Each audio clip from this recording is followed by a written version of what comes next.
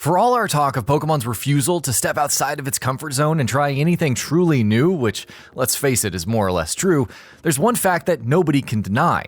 That in over 2 decades, this is a series that has been remarkably consistent as far as its mainline titles are concerned. Enjoyable and solid at worst, and absolutely stellar at best is a track record that not a lot of franchises can boast of having, but Pokemon is definitely one such franchise. With Pokemon Sword and Shield right around the corner and looking to truly shake things up, we think now is a great time to look back at what's come before, and in this feature that's exactly what we're going to do, as we give our ranking of all the Pokemon generations from worst to best. Do note that in this feature, we're only talking about the mainline entries for each generation, so third versions, sequels, and remakes are not being considered. With all of that out of the way then, let's get started. Pokemon Sun and Moon. Pokemon Sun and Moon had a lot going for them. Alola was a visually stimulating region with an excellent Hawaiian aesthetic, a charming and breezy atmosphere, and great art design to back all of it up. Gen 7 was also the first time in many years that Pokemon really took some risks, as it replaced the traditional Pokemon gyms with the Island Trials Challenge, while smaller new elements like Z-moves and Ultra Beasts also added a little bit of spice as well. At the same time though, Sun and Moon also made some errors that weren't too easy to ignore. For some time now, Pokemon games have been coming under criticism for being too easy and for being too linear, and with Sun and Moon, the series was at its worst in both areas, though at least Ultra Sun and Ultra Moon made some improvements in terms of difficulty. Alola as a region felt wasted because of how restrictive Sun and Moon's design was and how little room for exploration and going off the beaten path there was. And at the end of the day, the Island Trials really just felt like putting on a different coat of paint on the same structure as the older games. Trekking through Alola in an adventure that felt quite different from usual Pokemon journeys was still a lot of fun, but Sun and Moon's flaws ensure that Generation 7 places at the bottom of this list. Pokemon X and Y. Of all the Pokemon generations so far, the one that's most easily forgotten is Gen 6. That may sound harsh, but the issue with Pokemon X and Y was that they seemed to lack a solid identity of their own. From a forgettable story and unchallenging difficulty, to legendaries that didn't make much of an impression and a region that failed to leave its mark, X and Y just felt a little too vanilla for their own good. Depending on what sort of Pokemon game you're looking for though, that vanilla nature can actually be a good thing. Pokemon X and Y were pure Pokemon, if a bit too easy, boiled down to the series' simplest essence. While with every passing generation, the series has grown flashier and flashier with its regions and its stories, X and Y instead felt like it was just a quintessential Pokemon journey. Is a lot of that because of the game's own failure to make an impact with many of the things it attempted? Well, sure, but I guess it's the end result that counts. Pokemon Ruby and Sapphire. Following up on Pokemon Gold and Silver was always going to be a gargantuan task, and in that respect, Pokemon Ruby and Sapphire were fighting an uphill battle from the get-go.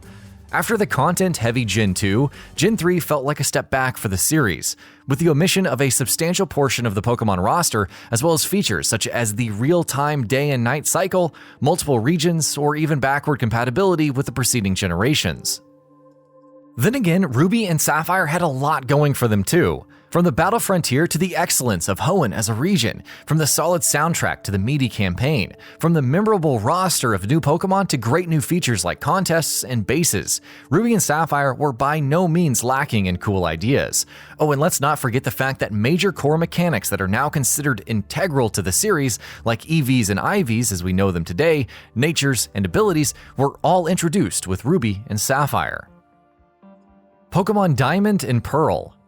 After Pokemon Ruby and Sapphire, Diamond and Pearl almost felt like a return to what had made Gold and Silver so good. Many features that had been missing from Gen 3 were brought back. The new mechanics introduced in Gen 3 were retained, while Diamond and Pearl also introduced new features of their own, most notable of which was online trading and battling, something that's become a core part of the series in the years since. But the single greatest strength of Pokemon Diamond and Pearl was the region. Sinnoh was an excellent setting, deceptively large, and an absolute joy to explore with loads of hidden mysteries, secrets, various biomes, and more. The legendaries and mythical Pokemon in Gen 4 were also excellent, and Team Galactic's mission to control the universe by using Sinnoh's legendaries to distort the fabric of time and space made for a truly high-stakes narrative foundation. Add to that an excellent soundtrack and what were, at the time, pretty impressive visuals, especially for a Nintendo DS, and Diamond and Pearl were, by and large, absolutely unmissable for anyone with a passing interest in Pokemon. Pokemon Black and White. Pokemon Black and White are the rare case of Pokemon games being known first and foremost for their story. A greater focus on narrative and storytelling isn't the first thing most look for in a Pokemon game, but Black and White really surprised the community. Team Plasma and Ghetsis were excellent villains. In was a fascinating and complex character, and the central impetus of the story, exploring whether or not Pokemon are, in essence, being oppressed by Pokemon trainers, was surprisingly nuanced. Even beyond the story, Black and White had plenty of notable strengths.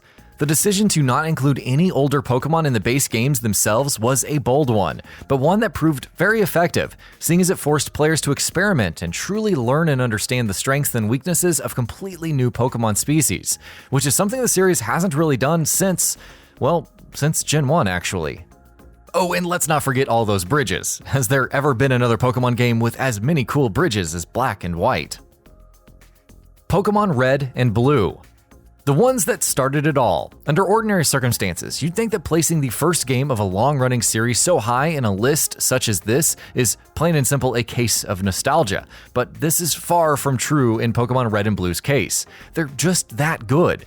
With their very first crack at Pokemon, Game Freak established an airtight formula and ethos that has persisted and influences the industry to this day.